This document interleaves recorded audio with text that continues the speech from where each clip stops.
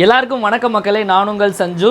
இன்னைக்கு நைட் 8 மணிக்கு நம்மளுடைய பிரதமர் மோடி நாட்டு மக்கள்கிட்ட பேசியிருக்காரு. மீடியா மூலமாக என்ன சொல்லியிருக்காரு அப்படின்னா, முதல்ல எடுத்த உடனே நம்ம இந்தியன் ஆர்மி, ஏர்ஃபோர்ஸ், நேவி, நம்மளுடைய சயின்டிஸ்ட் எல்லாருக்கும் ஒரு ராயல் சல்யூட் அப்படின்னு சொல்லிட்டு, ஆப்ரேஷன் சிந்தூர் வந்து மக்களுடைய உணர்வு, அது வந்து இந்த ஆப்ரேஷன் சிந்தூருடைய வெற்றியை வந்து நம்ம மகளிருக்காக நான் அர்ப்பணிக்கிறேன். பாகிஸ்தான் பார்த்தீங்க அப்படின்னா நம்மளுடைய எல்லைகளை தான் தாக்குனாங்க, ஆனால் நம்ம அவங்களுடைய இதயத்தையே போய் தாக்கணும். அது மட்டும் இல்லாமல் பாகிஸ்தான் நம்ம அடித்த அடியில் நம்மக்கிட்ட என்னை விட்டுருங்க அப்படின்னு சொல்லிட்டு வந்து கெஞ்சினாங்க.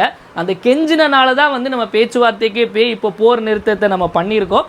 அது மட்டும் இல்லாமல் வேற இன்னொரு விஷயம் முக்கியமான சொன்னேன் என்ன அப்படின்னா, பாகிஸ்தான் வந்து பயங்கரவாதத்துடைய எல்லா முகாம்கள், அதாவது எல்லா டெரரிஸ்ட் கேம்பும் பார்த்தீங்க அப்படின்னா பாகிஸ்தான் தான் இருக்குது. அதை தேடி தேடி இந்தியா வந்து போய் அழிச்சது.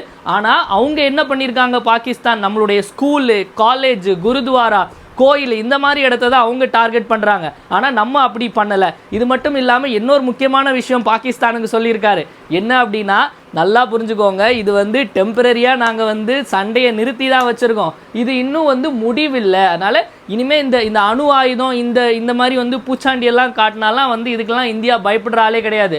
இனி ஒரு வாட்டி தொட்டு பார்த்த அப்படின்னா விளைவுகள் என்ன மாதிரி பயங்கர உக்கிரமாக இருக்கும் அப்படின்னு சொல்லிட்டு பிரதமர் மோடி வந்து உக்கிரமாட்டு பேசியிருக்காரு. பிரதமர் மோடி அவர்கள் பேசியதை பற்றி உங்களுடைய கருத்து என்ன அப்படிங்கிறத மறக்காமல் கமெண்ட் செக்ஷனில் கமெண்ட் பண்ணுங்கள். நன்றி, வணக்கம்.